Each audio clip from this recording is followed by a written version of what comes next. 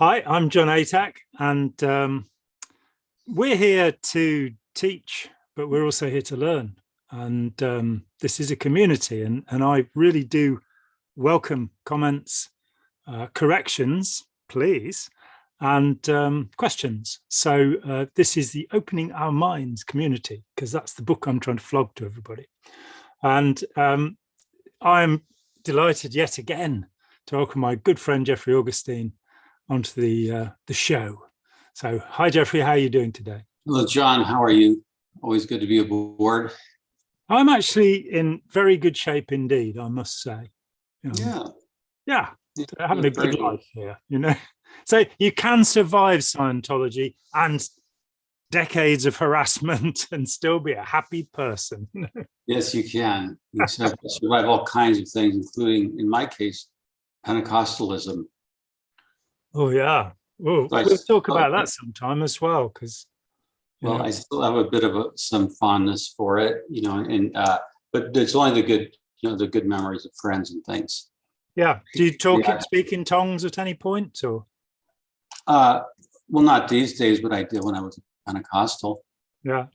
I was talking with Joe Zimhart, and he was at a meeting, and he's Hungarian by birth, his family. So when he was asked to speak in tongues, he just started shouting things in Hungarian, and he said they were all very pleased about that. That would come in handy.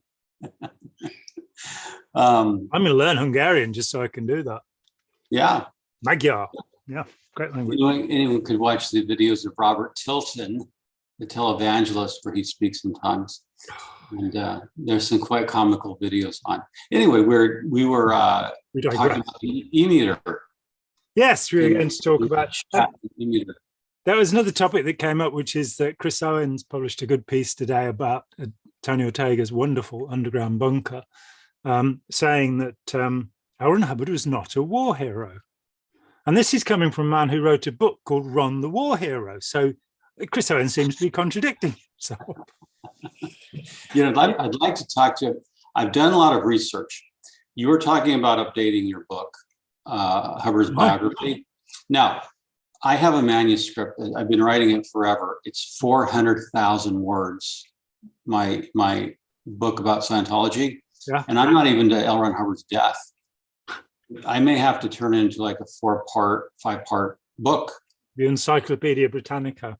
No, seriously, 400,000 words. I'm not even to L. Ron Hubbard's death, but I build on your work, that of Russell Miller and others.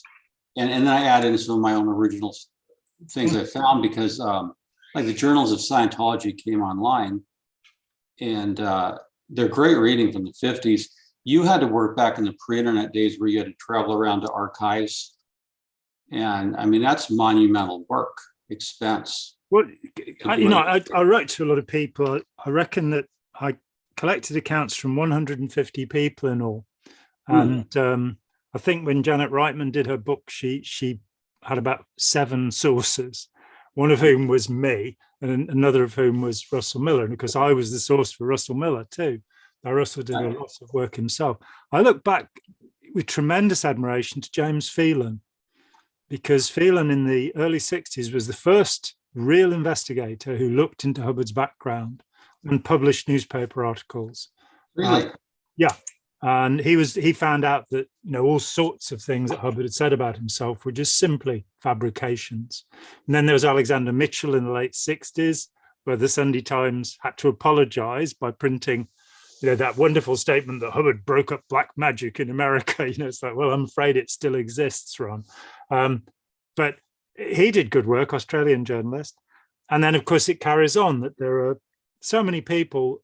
And for me, I stood on the shoulders of normal-sized people if I saw any further. But yeah, I mean, for me, Chris Owen is just mind-boggling. He has traveled all over the world and gone through the various inquiries into Scientology, which produced hundreds of thousands of documents. So I think he's been to South Africa, to Zimbabwe, to Australia, to Canada, and he's been through the one here. And he's actually a historian. I mean, he does an amazing job of field work. Yeah, and it's interesting to have different perspectives and talents. You know, as we've been discussing, and my approach to e-meter was from engineering and metaphysics. But when you get a real historian, a real trained historian to do field work, it's remarkable work. I'm his biggest fan, I think. Yeah, and I met him, it was about 93. And, we became fast friends. He came up and visited me. And he's very focused. You know, he's got no axe to grind with Scientology. He's never had any involvement. It wasn't because friends had been involved, but he just thought it was incredibly curious, and it fascinated him. And he came to me and he said, "What are the most important documents?" So I said, "Well, the branch one, the full hat, the investigation full hat, that all 800 pages of it, which again were put together by another researcher who still doesn't want to be publicly named, and I can understand why, but he got the check sheet from the FBI case and he found every document in it, and that's 800 pages. So when people get this kind of arrows in the dark, this book that claims that Ron Hubbard knew nothing about what the Guardian's office was doing, it's like, yes, have you read the conference with the investigators from the transcript of Hubbard's lecture? You know, have you gone and looked at Black Boomerang or The Spy and His Masters, Sefton Delmar, Christopher Felix? The books that Hubbard is recommending, that in fact not recommending, insisting that his trainees read before. Have you read the issue called Breaking and Entering or Training Routine Lying? You know, there's all of this stuff. So for me, that was very important, and that went on the internet, I think, in 1996. And so much material went up there, which is now, it's borne fruit that people can go and find this stuff, and many people have added to it for their own reasons. Some of the independents have put up tape transcripts, which are very useful, because when you search them, like I think it's September the 23rd, 1950 lecture, Introduction to Dianetics, which David Miscavige decided to publish. So there is an official version of it with a transcript where Hubbard admits that he was thrown out of university, that he failed his course in atomic and molecular physics, and seems quite open about it. And then have this massive story. But I wanted to add something to what's been said. Very good piece that Chris published today. He doesn't mention, talking about war wounds, and of course, Hubbard would claim in 1965 to have been crippled and blinded, abandoned by family and friends, and facing an almost non-existent future at the end of World War II. So at the end of World War II, he's crippled and blinded. However, in 1957, in Professional Auditors Bulletin number 124, and here are the Professional Auditors Bulletins, children at home, published on the 15th of November 1957, there's a piece called Communication and Isness, which I've often referred to show that there's a contradiction, even if you don't take into account the December 5th Look interview, which Chris picks up. It's in Blue Sky, Here he is. So he's crippled and blind at the end of the war. The end of the war was August the 14th, 1945, for anybody who hasn't got that piece of information in their head. I will tell you a little short anecdote, which is quite amusing. Well, sometime early in 1945, I flunked my overseas examination. Yeah, he realized that they were going to send him out to Korea, and that the Japanese were fighting to the death everywhere, and he decided he'd probably got an ulcer. Chris actually says that he received treatment for ulcers, but he doesn't point out they never found an ulcer. When he was x-rayed, they never found an ulcer crater. So that could have been made up too. But going on from there, flunked my overseas examination while I crawled around and felt sorry for myself. And the fact of it was that the judo instructor there at the hospital brought up the idea that there was a shortage of people in the war. There was. So he's crippled and blind and he's learning judo. Okay. So he kept up my training for me. I think it was July 25th, the war ended on August the 14th, that I went down to Hollywood and 3 sailors with petty officers' ratings accosted me on the street. They were drunk. They were out to kill officers, and the 3 of them tied into me. An unbelievable thing happened. Now, this is, in fact, a correct statement. It is unbelievable. One of them turned me around facing him while the second one took a heavy beer bottle to bring it down on my skull. I took the fellow who brought the beer bottle down, threw him over my head into this fellow who went down and hit the side of a bumper, meaning the fender on a car, I presume.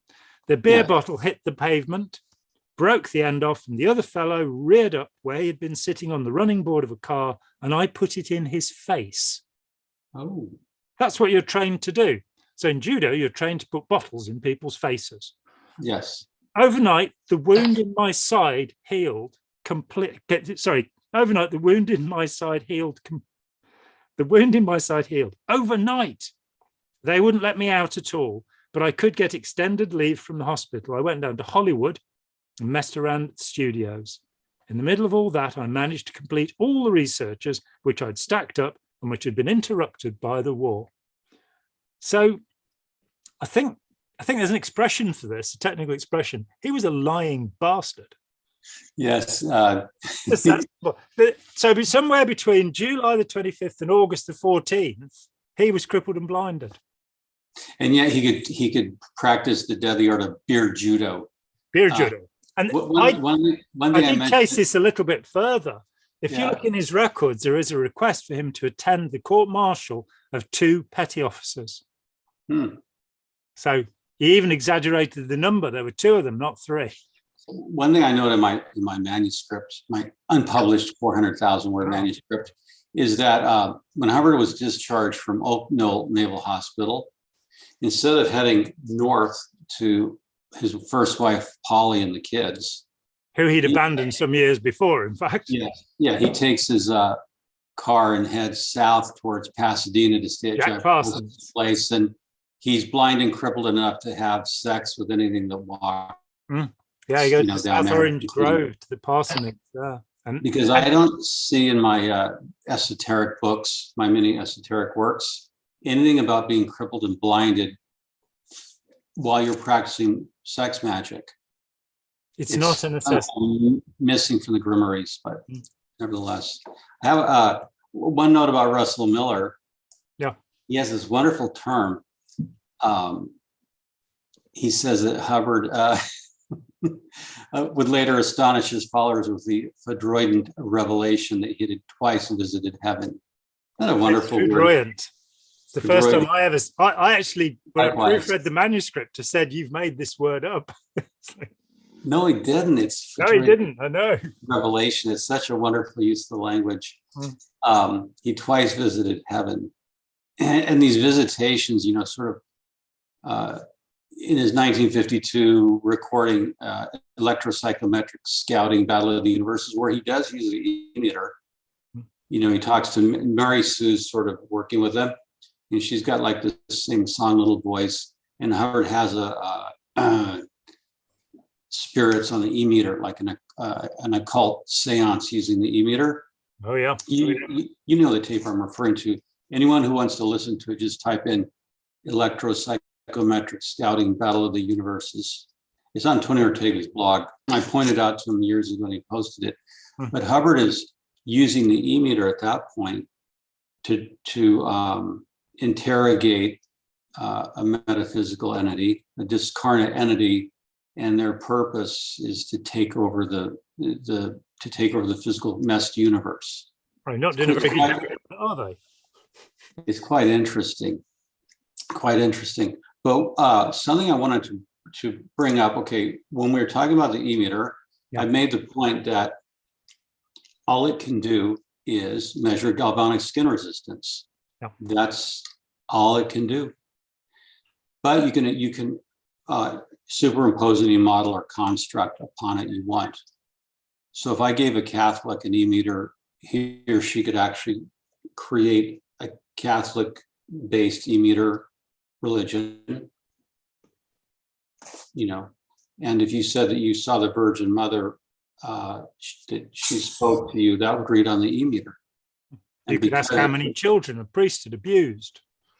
Yes, likewise, you could do security checks with it.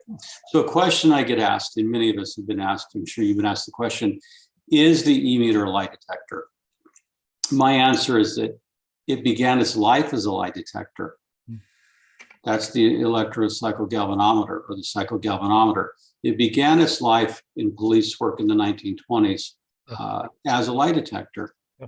So it's primarily a lie detector, and or what we call polygraph.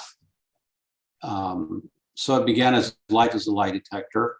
Volney Matheson adapted it for psychological counseling, because Volney had already created Technique 100 and some other auditing techniques. He was quite developed. Yeah. And he handed, as I show in my paper, A Brief History of the E-meter on the Scientology Money Project, Volney Matheson basically handed L. Ron Hubbard a plug-and-play system with the Matheson meter, auditing Technique 100.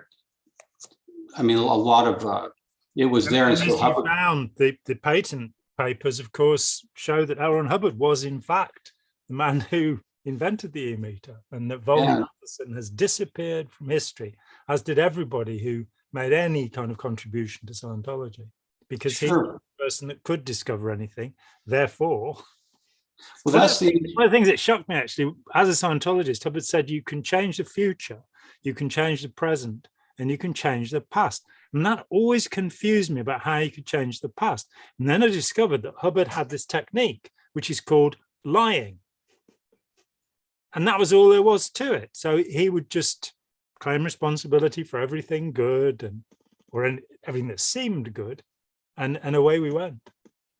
Yes, I think many CEOs know how to take credit for everything that goes well and fire people for things that go wrong. So that's a pervasive human ability that L. Ron Hubbard turned into Scientology. And it's true of university professors. It's still generally believed that Alexander Fleming discovered penicillin, but it was actually people working in his lab that discovered it. And very often the head of a laboratory or a professor will take credit for the work done by their students. And that's, it's wrong, because it's untruthful. We need to get a lie detector to check all the professors and say, isn't it e-meter, wouldn't it be more fair to say that it's a belief detector? That it detects what people believe to be true rather than detecting lies, or an anxiety detector. Well, this is the interesting thing about the e-meter. You can approach it from that point of view, that it will confirm belief. It will also detect lies after a fashion. But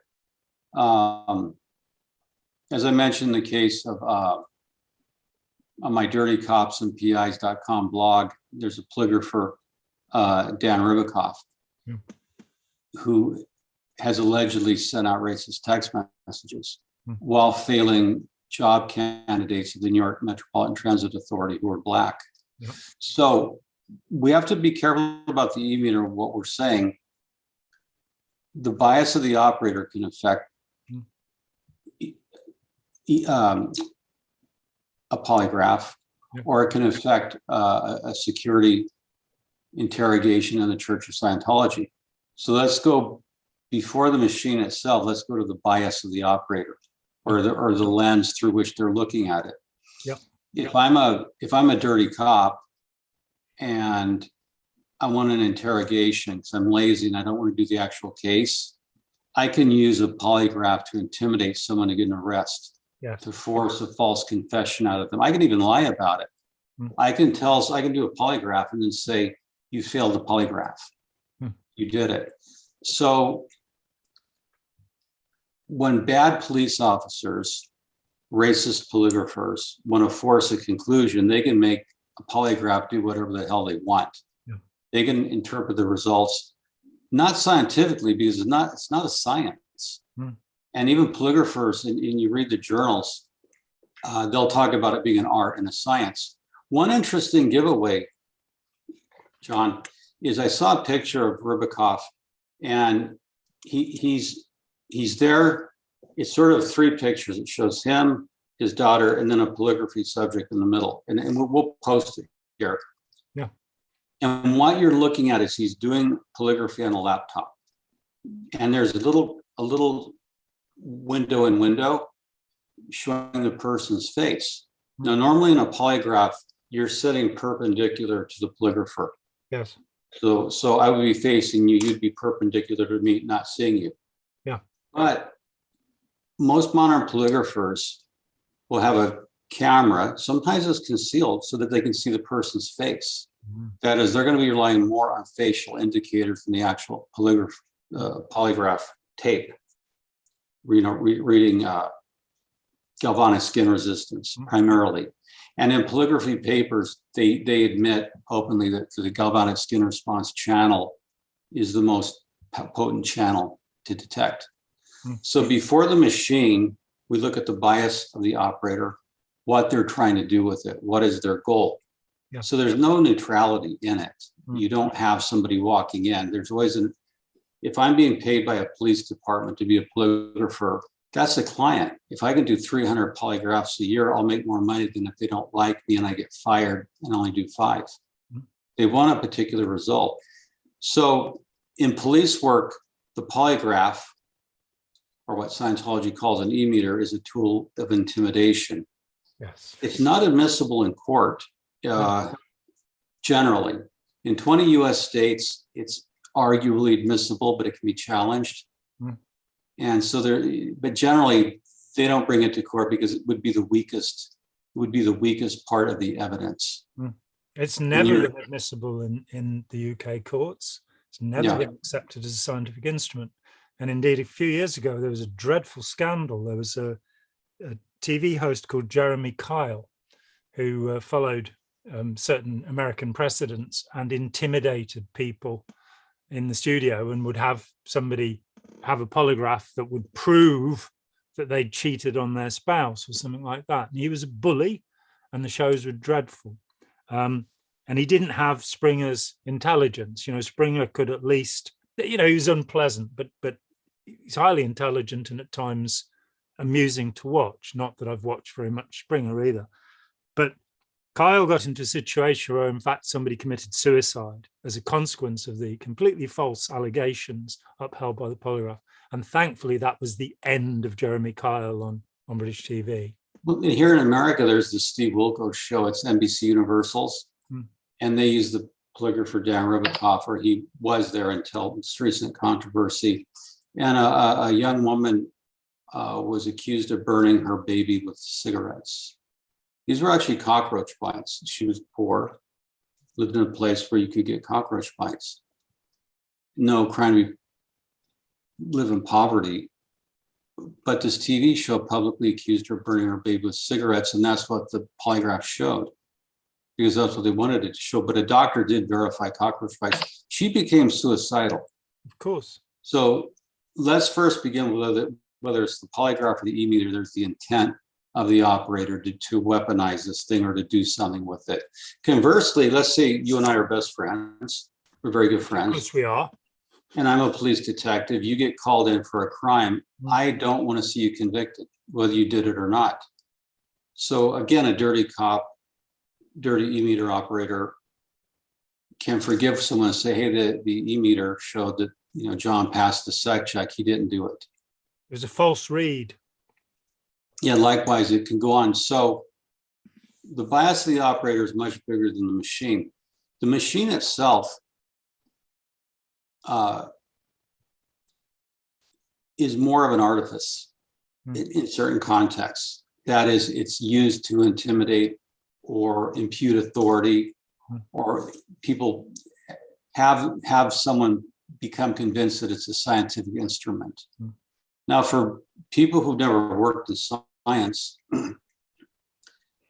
they can be tricked by machines. Yeah. Because they look scientific. I'll give you an example. When you take your car in, to get diagnosed because it's having problems, they hook it up to a computer and they plug it in. And the computer, these are very good. They'll tell you what's wrong with the car. You just plug it in right under the steering wheel, generally to a port, and the computer will tell you. Because we use computers so pervasively and we trust them to fly airplanes, diagnose our cars, and do all kinds of things, suspects in crimes or people who've been detained or arrested, or even Scientologists tend to think of that machines are scientific, but in the case of the e-meter, which is a polygraph, they're not looking at the inherent abuse of the operator or what they're out to do. Well, look at the way that Volkswagen were able to get past emissions tests by tricking the computer. And so, that terrible scandal. Sure. So many cars, but people believe what is said. So all you have to do is put a little trick in the system and it's no longer accurate. And you're right, we are credulous. We tend to believe, if you have a computed tomography scan, a CAT scan or a PET scan or an MRI scan, you will tend to believe what is said to you. Now, the reality is that a lot of people using these pieces of equipment are aghast at the results that people who are not properly trained are putting forward. And it's what Robert J. Lifton called sacred science in his 8 Deadly Sins of Thought Reform, which every school child should know. And that sacred science, you have this variation where you can say what we're saying is scientific. And if somebody comes and says, well, it's not scientific because of this, you can say what we're saying is holy. What we are saying has a sacred variant. And to me, the e-meter has very long seemed a piece of sacred science. It's a trick. It is not an accurate, it's like if you test the pH of something, you'll probably get an accurate reading as to how alkaline or acidic it is. But if you use an e-meter, you're not having that simple piece of science because you have something that's not both verifiable and falsifiable. And to be scientific, any test must be capable of proving something right and of proving it wrong. It's otherwise not a proper test. Yeah, let's go back to the bias of the operator. Yeah. In Scientology, the very word science plus ology. So L. Ron Hubbard at the outset introduces Scientology as a science, and it's not a science. He derives it from the word skio, which of course in Greek means shadow or ghost.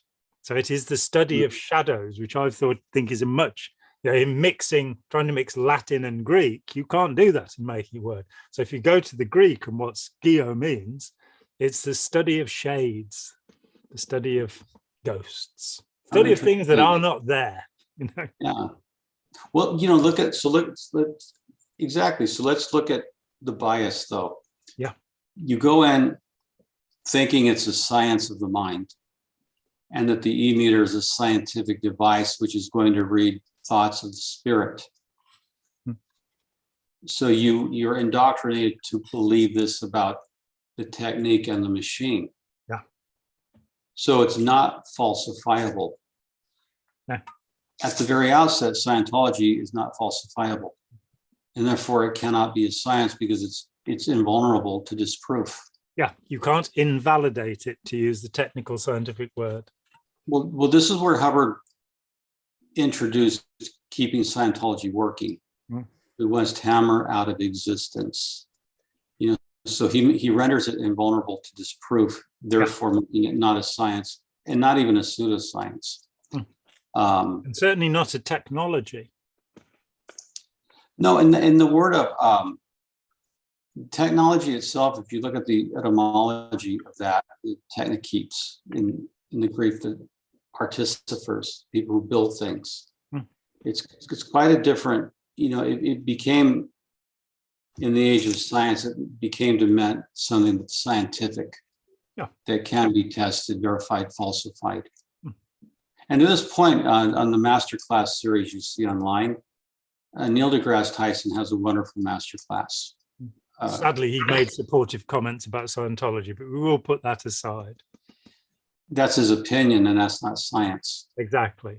It's a foolish opinion and makes one question his it shows that Neil deGrasse Tyson's not fully informed about Scientology. He doesn't have all the information, all the facts. And it's a good idea not to make public statements about things you don't know about if you want your public credibility to stand. Well, that is funny because he talks about belief in authority is the worst thing you could do. He's saying you should not believe anything he says. Check it out for yourself. And then he makes a statement about Scientology. I love his work. I admire his work in general. Remarkable man. Yeah. Some of his opinions are his opinions. Something I found amusing, just to let me find on my screen here. There was a comment on Tony Ortega's blog the other day by the Free Zone. You know, every day Tony Ortega puts a Free Zone comment. And give me, I must find this. This goes to what we're talking about. The Free Zoner was talking about going to other planets to spread Scientology, and beyond Target 1 here and Target 2, and so going on into the future and the other lives, he would go to, you know, to other planets to spread Scientology, because that is a part of Lawrence Hubbard's goal, is that Scientology will be exported from Earth, or what's called TGAC. That's the Scientology name. Jerry Armstrong Corporation, TGAC. TGAC. So this Free Zoners writing makes a remark on Tony's blog that they're going to have to take Scientology to other planets where they're going to have to deal with beings in doll bodies, reptilian bodies, alien bodies, and they're going to have bodies, and they're going to have to they're going to have to haul along their e-meter case information. Now here's a memo to the Free Zoner. Sorry, but the e-meter only reads galvanic skin resistance in humans. If you have a doll body, your e-meter will not work. No, jellyfish, lots of things it won't work on. Reptilian shapeshifter, e-meter is not going to work. You have to have that galvanic skin resistance, and you have to have to do this. Yeah, so you have to rethink it, and the effects of gravity. If you have a different, you know, light gravity planet with where there's more radiation getting through, it's going to affect the e-meter, more electromagnetic radiation, volcanoes. You're going to have all kinds of things. So unless you're on Earth in a human body, Free Zoner, your e-meter is not going to work out there on other planets. Sorry, you're going to have to work around that bit of technology. Don't know how you get around that problem. But the idea of carrying an e-meter through space, like loading up a spaceship, so you're thinking of food supplies, water, how to grow food, travel at light speed. So you're getting your checklist ready for intergalactic travel. Well, don't forget your e-meter, and you're going to need at least 2 in case one breaks. But prior along, I had this event happened with a well-known Scientologist in East Grinstead called Wendy Hepplewhite, who was a delightful woman in her own way. And a friend of mine had not explained to her that he'd actually left the mother cult, and was having a conversation with her on the street. And he said, there are all these dire warnings about World War III and the world ending. How do you feel about that? And she said, I don't have a problem with that. If that happened, I'd just mock up an e-meter and audit off the incident. And he looked at her and he said, do it now. Mock up an e-meter now. You know, show me you can do this. You know, very sad. When I was saying that you had better load your spaceship with 2 e-meters, at least 2. You should have the blueprints, the parts, be able to make more e-meters, because they're going to break. And if you're going to go intergalactic onto other planets, and the Church of Spiritual Technology owns the patents to the e-meter, are you going to get sued for patent infringement on other planets by the Church of Scientology? Is that even possible? It could happen if we're talking aliens. Just amusingly, if you took a Scientology patented e-meter on another planet, do the laws apply? Yeah, well, Free Zone might have a shot at using the tech on other planets if patent law doesn't apply, if they won't uphold U.S. patent and copyright things on other planets. So Free Zone might have a chance that way. It's nice to think they might have a chance. I mean, I remember the development, the initiation of the Free Zone. I was there when Captain Bill and John Caban and Mike Baker Rogers, this little gang, breezed into East Grinstead in 1983, and they, Ron brought forward this idea of Ron's org and the Free Zone and all of these things, and it's amazing to me that this complete lunatic what can I say? I spent 8 months. Bill lived in East Grinstead, and he kept coming around to see me because I had abandoned the faith.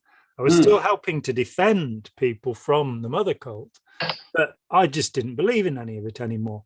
And he kept coming round, and we'd have, tea, and he'd sit and try and talk me back in. And the man was crazy. He was, I've told this story in many other places. This is interesting. I'm so. What was Bill Robertson like in real life, in person? Big. He was a huge man, 6'4", balding. He'd been a Mississippi motorcycle cop during the civil rights movement, so he was one of the people on the wrong side in that battle. And then he became completely obsessed with Hubbard. He told me once that he had personally experienced Hubbard do two things that would put anyone off doing Scientology. What's that? Coming back and trying to find out what they were. And that he lived with a friend of mine, a good friend of mine, for 8 months, lived in her house. And everybody thought he was her boyfriend. And she came round to see me one day, and she was in tears, and she said, every Saturday we go to outsize women's clothing stores in London. He points out what he wants, and then at 8 o'clock every night, he becomes Astar Parmenion. All of his sector operations bulletins were signed Astar Parmenion. And the clue is in Revolt in the Stars, where Astar Parmenion is a nightclub singer who is the girlfriend of Rawle, L. Ron Hubbard. And at 8 o'clock at night, he would dress up in a shimmering ball gown every night if he could, put on his high heels and sing songs to L. Ron Elray on the mothership. Now, if that's not classifiably mad, I don't know what is. Okay, he was a transvestite, couldn't care less. That means nothing to me. But the idea that he felt he was communicating, of course, the sector operations bulletins, there's a video on my channel about this. Sector operations bulletins, SOBs as it comes down to, they are all, some of them are handwritten in what looks very much like Hubbard's handwriting. The only difference is the capital A. I went through them very carefully. And they're signed Astar Parmenion, which there's a little handwritten bit where Bill says that he is Astar Parmenion. So he is that transgender nightclub singer. He's receiving these things telepathically from L. Ron Elray, L. Ron Hubbard, on the mothership. And he's receiving them in 1982. And we know absolutely for certain that L. Ron Hubbard did not die until 1986. So he wasn't up on the mothership. We know for certain he didn't die till then because his body was fingerprinted. And there were fingerprints on record in San Luis Obispo from a check fraud committed by L. Ron Hubbard in 1948. So the fingerprints matched. So whoever Bill was singing songs to up in the sky wasn't there. So he was delusional. And the whole free zone comes out of this man, with his idea of, which was not unintelligent, of multiple source points, of not having a central organization. But, and the stories I picked up about him, I mean, the most horrifying was when he was running the Edinburgh org, Happy, the Hubbard Association of Personal Integrity, not something that Hubbard had anything of. And there was this dreadful story of a man called James Stewart who jumped to his death from a hotel window. And Scientologists went and cleared up the room. His wife told them this has happened a number of times with suicides.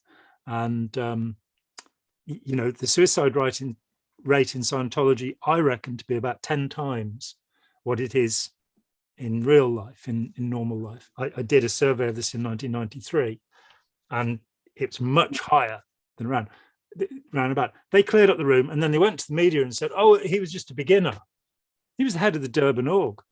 He was there doing OT3. It was the first release of OT3 off the ship. So this lie, he's a beginner.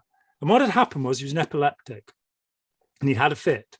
And Captain Bill, and I interviewed Bill, I interviewed David Mayo, who was there, Robert Kaufman, who wrote the wonderful book Inside Scientology. He was the first person to use that title. He was there. They all gave their accounts, and Bill had basically ordered him not to have any more epileptic fits. Hmm. In the same way that Tori Christman was told she must stop taking anti-epileptic medicine and stop being a potential trouble source. And Kaufman saw him picking lint out of the carpet. He was made to crawl around the carpet and pull the lint out of the carpet in the waiting room where people were waiting to do their OT3 with a bandaged head. And Bill told me that on a rainy night in Edinburgh, and there are very steep roofs on the houses there, he'd had him crawl across a steep slate roof 3 stories high as a punishment. So the free zone is founded by this guy. And let me unpack some of this. Sure. First point, the E-meter migrates with Captain Bill into the free zone. Yeah, so and Barry Pemberton's ability meter takes over largely. Okay, so but nevertheless, it is an E-meter. It is, absolutely. It's just an E-meter built with better components than the crappy ones that went into the Scientology one. Okay, point taken. But what I'm emphasizing is that the E-meter follows Captain Bill into the free zone. Essential instrument, yes. So it remains the central point of Scientology. Yeah. How do you check if something's true? You use the E-meter. It's like, well, sorry. It shows by then that the centrality of the E-meter transcends whatever branch of Scientology you're in. It's vital to the continuation of Scientology to have this thing that you can say to somebody that, what was that?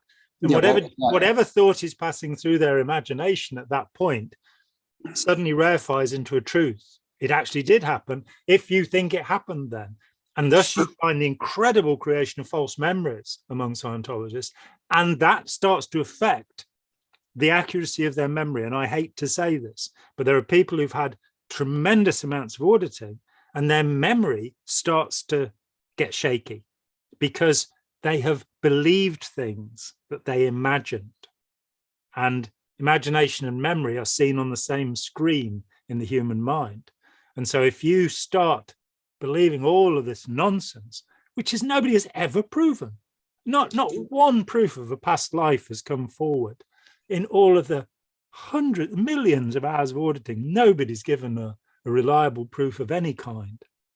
So people are manufacturing false memories, which are then being certified by the E-meter. The E-meter saying, yes, that's true. Yeah, the anchor would be it would be anchored in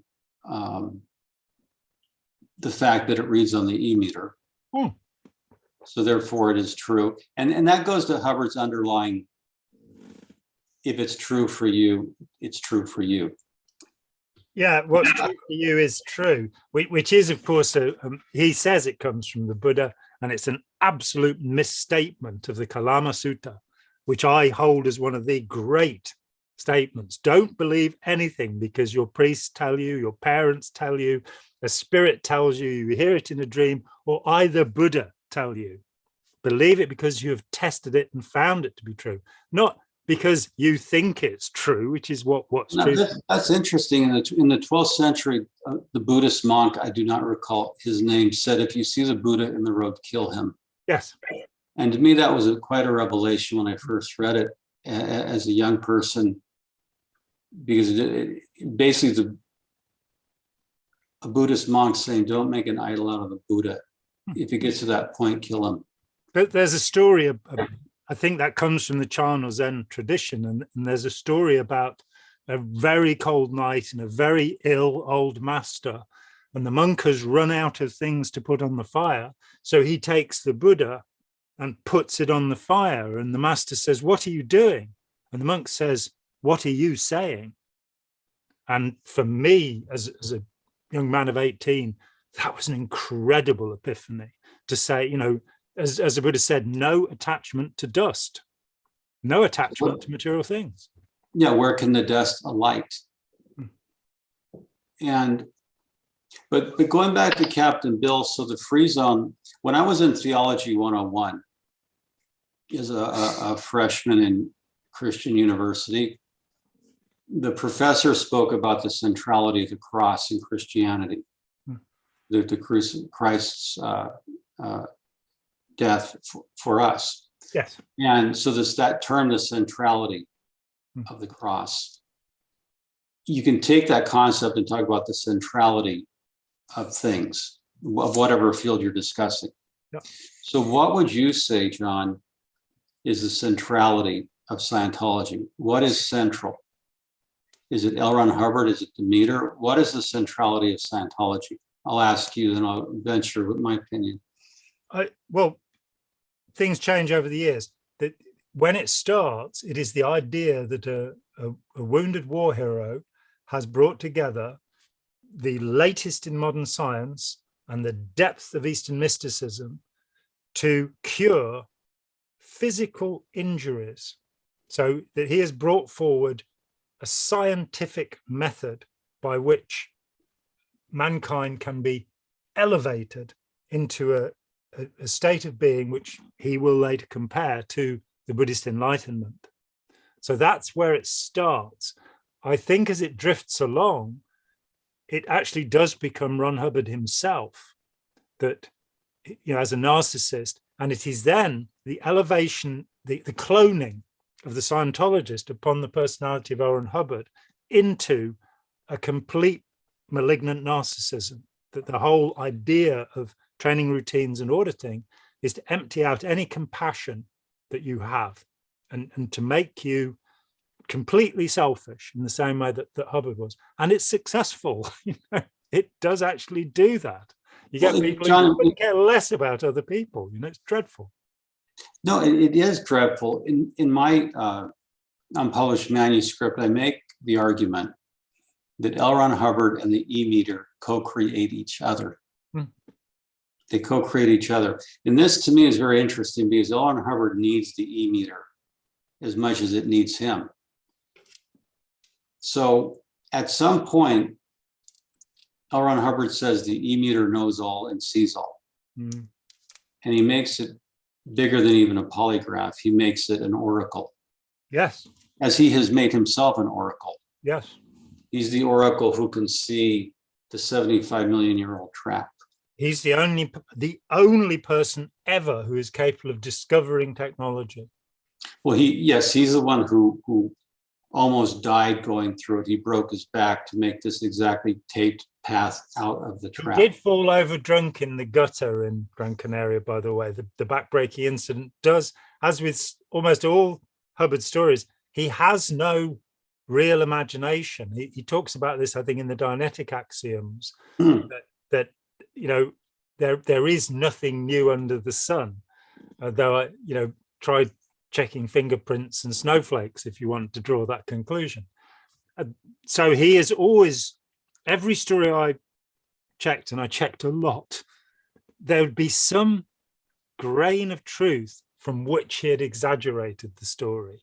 And the exaggeration, as you can see with the war wounds, you look to 1950, where he's telling Look magazine he had ulcers, conjunctivitis, something wrong with his feet, and he'd fallen down a ship's ladder. By 1957, he's talking about beating up petty officers. And by 1965, he's crippled and blinded. And one of the other things, which is a sociopathic, psychopathic tendency, is the inability to say the same thing twice. So that whenever he reiterates a story, he changes some part of it. Now, he himself said that to make something persist, you must enter a lie into it. My question to Scientologists for many years has been, what is the lie at the center of Scientology? And the answer is very simple. It doesn't work. It does not work. It does not make clears. It does not make super beings. It doesn't cure leukemia, cancer. None of the claims that are made for it are true. It doesn't raise IQ. Doesn't make you emotionally stable. It's a deception, because for something to persist, it must contain a lie. So Scientology would have as-ised if it were true, according to L. Ron Hubbard's convolute way of thinking. I don't agree with him, but well, what's interesting is the what we see in our religion is the will to believe, despite evidence to the contrary. Does Christianity work? Well, Does- in the does- sense of, say, the imitation of Christ in Thomas à Kempis or the work of St. Francis, yes, it does. It can bring somebody to be compassionate and caring towards those around, to sacrifice themselves to those around, which is a, as somebody with the empathy disorder, I'm not sure that sacrificing yourself is that good. I think at age 66, I'd rather have some money in the bank now, but heck, I did what I did, See, this is interesting because when you seek to imitate Christ or the compassion of the Buddha, you're seeking a commendable behaviors. Yes. To be a good force in the world. Yes. So we're not talking about the workability of Scientology technology. So you have to differentiate unlike things. And this is why I don't consider Scientology a religion whatsoever. No, it's a religion only in the sense that we have freedom of belief, and if one elects for it to be a religion.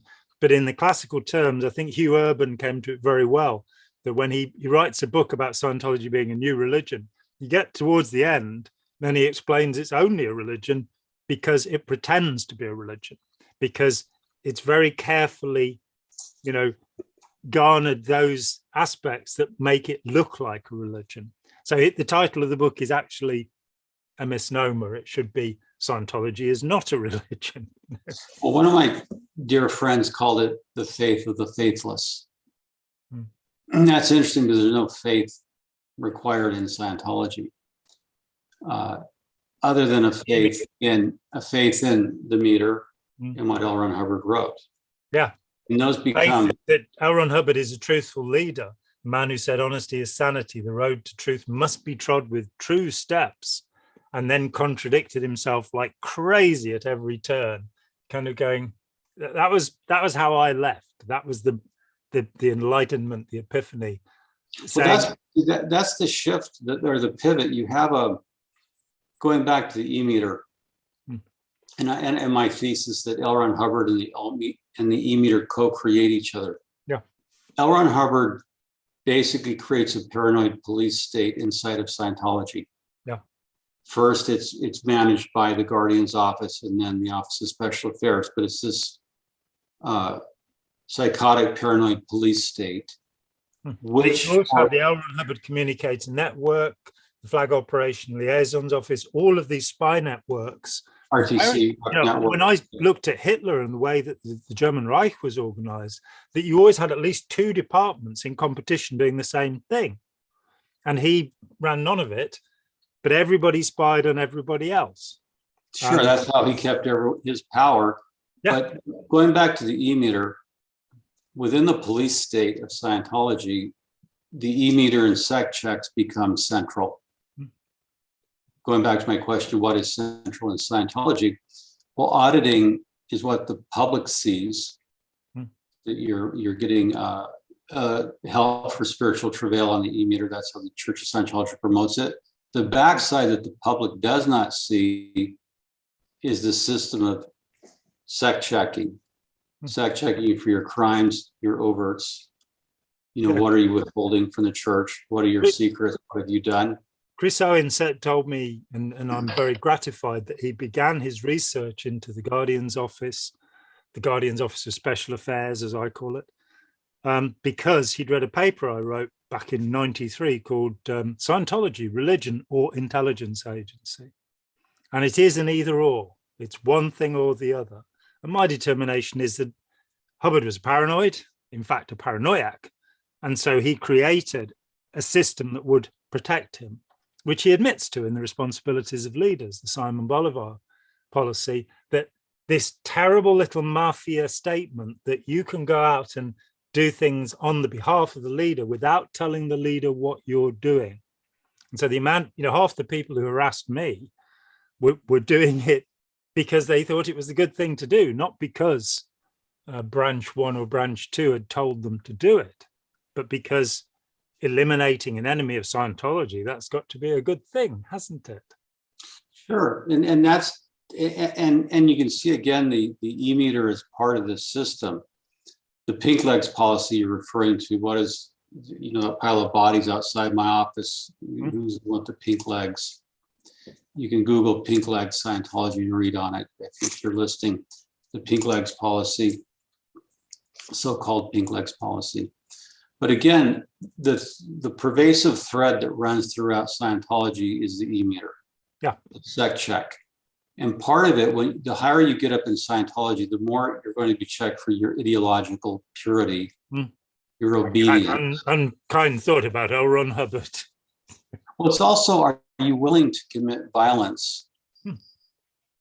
Are you willing to commit violence on behalf of the church? If you're a real Scientologist, the higher up you go, you must be willing to commit acts of violence. In fact, one of the things you are asked to do is what are you going to do to make up the damage you've done to the group? And often that involves committing a crime. Yeah, and as the subject of many liability formulas, I can say that, my house was broken into along the way. You have to be able to make up the damage you've done to the group. So what are you going to do for us? Maybe in the Miscavige area, it's shifted more to donating vast sums of money to make up the damage. But well, if you can, but if you're a low-level Scientologist, you harass somebody like us. That's how you make up the damage. You might go on the internet. But again, like I said, to reinforce the ideological purity, to test you constantly for your intellectual purity, you have this North Korean police state that's using an E-meter. Yeah. And that's the only point I wanted to make, is it's a constant sec checking. And that can be very withering, and it tends to reinforce an identity that you must be a Scientologist and you must be willing to do whatever it takes for the group to survive, because you're nothing. In and of yourself, you're nothing. The group is everything. And so the E-meter exceeds even auditing, and it becomes an apparatus of the police state within Scientology. So it exceeds even what an E-meter does, or a polygraph does, rather. Because a polygraph in a police interview, did you commit this crime? Where were you on the night of December 12, 2021? Where were you? What were you doing? Do you have an alibi? So a polygraph tries to ascertain a finite event, tries to establish or disprove an alibi. So within a polygraph test, you're trying to determine a very finite event, crime. Within Scientology, the E-meter is so open-ended that it could say, what happened to you when you were 3? Let's go through that moment of pain when you burned your hand on the stove. All the way to, do you have any evil thoughts about L. Ron Hubbard or David Miscavige? Were you sent in by an intelligence agency? What sexual acts did you commit? Describe them in detail. Yep. So you can see that the overreach, the enormous overreach of the E-meter, is it a lie detector? Yes, but L. Ron Hubbard made it such an overreaching central device in all of Scientology that it acts as a device of mind control. Yes. Undue influence, threat, intimidation. Because in a sec check, what's interesting for new Scientology watchers, normally when you're getting auditing, that is an auditor and a pre-clear, you're getting audited. Please pick up the cans. This is the beginning of the session, right? In a security check, you're asked to pick up the cans of the E-meter, and the interrogator will say, I am not auditing you. Which in other words, they should be saying, I'm interrogating you. Yeah. And you're being filmed. And Hubbard even created the notorious gangbang sec check, which is where numerous people are screaming at you about your crimes when you're on the E-meter. John, what was the origins of the gangbang sec check? Do you have information on that? When did that begin, where more than one person was screaming at you while you run a meter? Yeah, the hot seat, as it's known in other groups.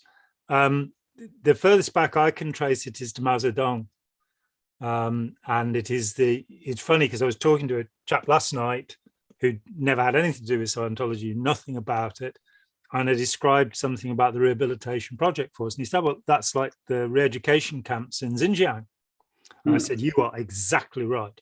I believe that Hubbard read Robert J. Lifton's Thought Reform in Modern China, when he was in Queens in New York, and he designed the RPF sitting around that. Now, the essentials of the Maoist doctrine, I got very interested in this, is self-criticism. You set up a person so they're their own enemy. They do not trust themselves. They have to look to you for authority, and they're then enslaved. And seeing how that's done, particularly with the RPF, seeing how people are hollowed out to just be completely obedient.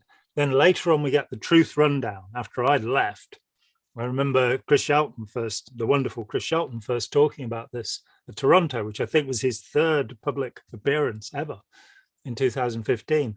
And my jaw dropped. I hadn't heard about the truth rundown, where basically what is true, it's exactly what Lifton says: ideology over experience, doctrine over person, where you will refute your own past experience to the benefit of the group. So the group is always right. Now, this is exactly what led Mao Zedong, all the way through those terrible, the Great Leap Forward, the Cultural Revolution. And during the Cultural Revolution, students were killing their own parents. Students were burying their own teachers alive because you had to do this. And this is it's like the witch burnings or these terrible genocides that occur. And Scientology is always perched on the edge of that the dispensing of existence, again, as Lifton calls it, where you become callous about people who do not share your faith.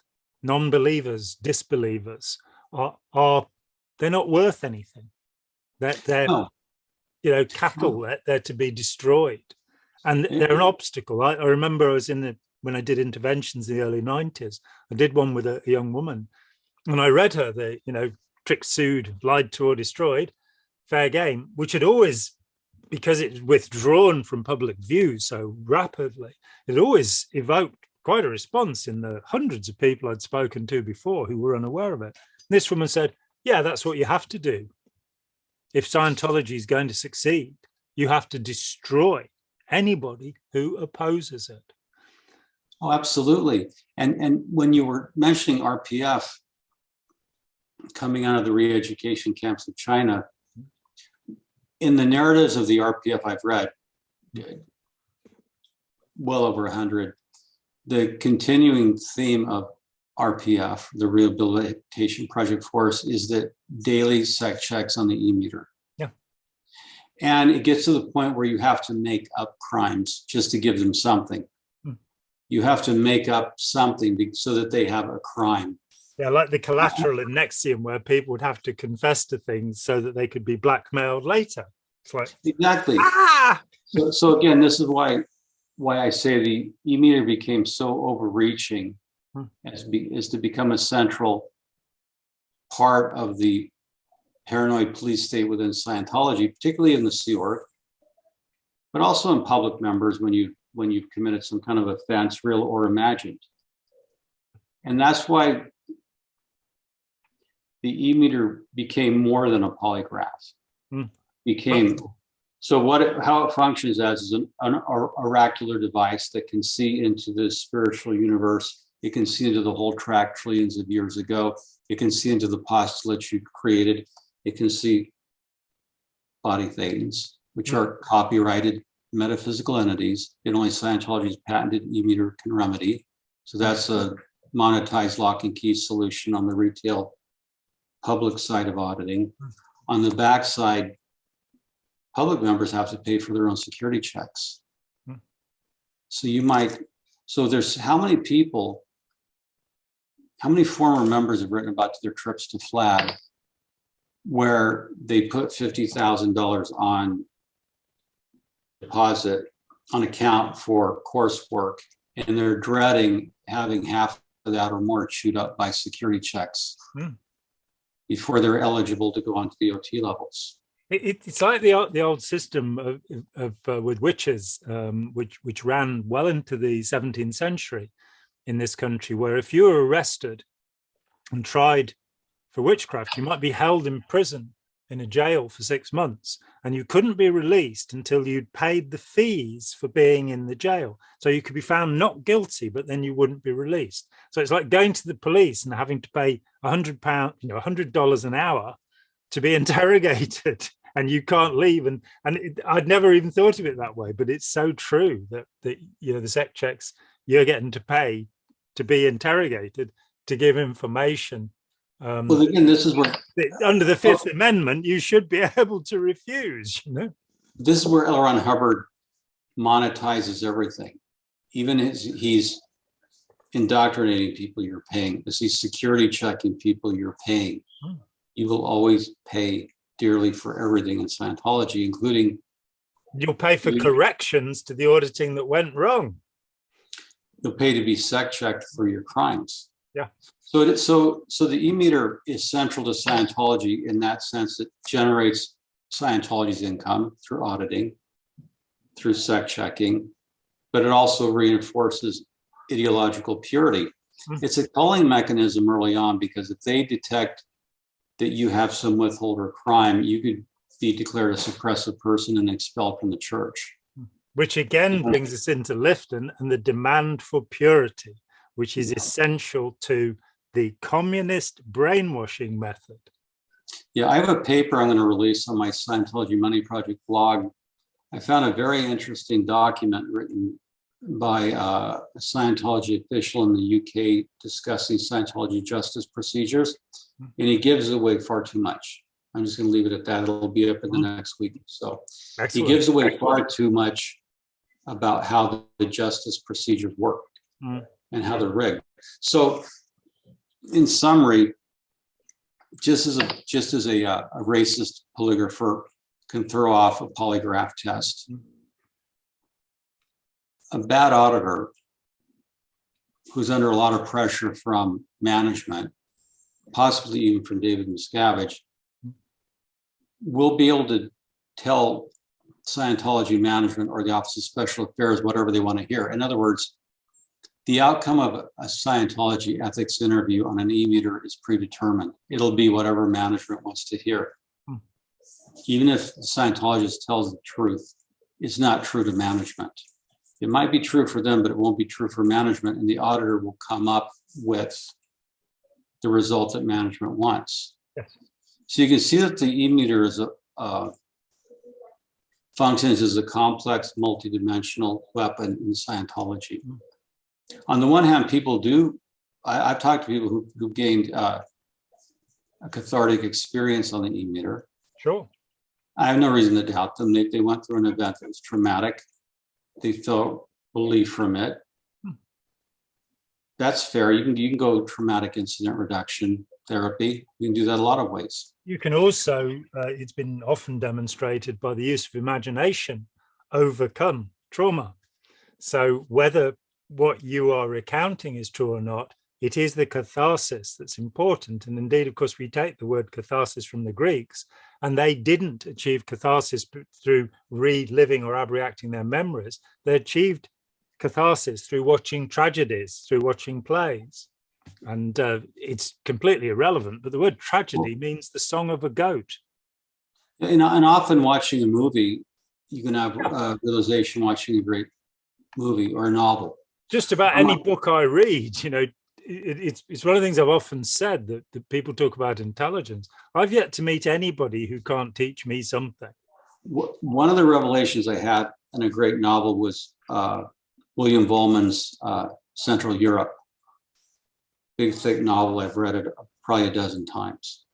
It's an astonishing novel for his use of characters, language, his sophistication as a novelist, but his insight into the human condition is like Dostoevsky.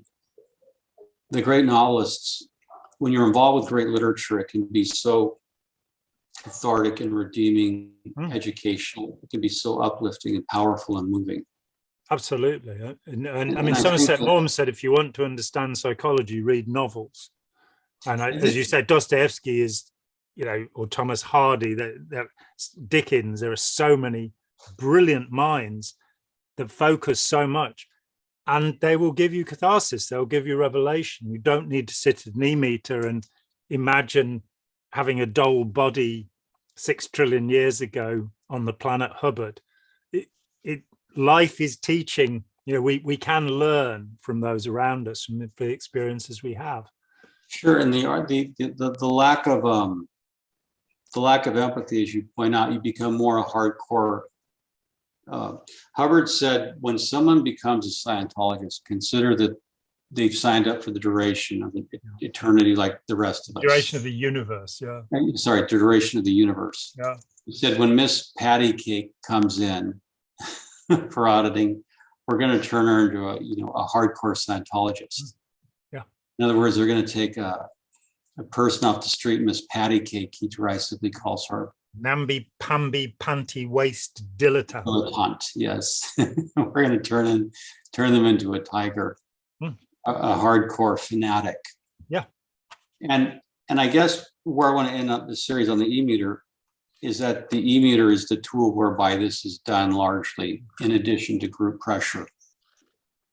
So security checks, group pressure, you become a hardcore fanatic, ranting about psychiatry, willing to destroy others for the sake of Scientology, including your own family, including your own wealth, including your own health, including your children. Of existence again, Robert J. Lifton. As the e-meter is gaining ascendancy in 1952, Hubbard, in one of the Philadelphia doctorate course lectures, I'm sorry it amuses me so much, you get a doctorate by listening to a man for 6 weeks and not have to do anything other than pay $500. But he says, we have ways here of making slaves. And that is a truth. And we'll perhaps end on that point. Sure. We will. That's very, very interesting. We'll end on that one. It's been great. So, as I said at the beginning, we're here to teach, but we're here to learn. We're part of a community, and we want as much contribution. We want to spread these ideas far and wide. We want to cause discussion and debate and agreeable disagreement rather than aggression. And my doorbell's ringing, and it's been great talking with you. And let's talk again. My good friend Jeffrey Augustine. Thank you so much. John. Pleasure. Yeah. Sure. Bye. Hi, John here. Thanks for watching. We'd appreciate it very much if you would click like, as well as subscribe, and click the bell for notifications. Every dollar helps, and we welcome new patrons on Patreon, or you can make a one-off payment with any currency through PayPal. Thanks so much.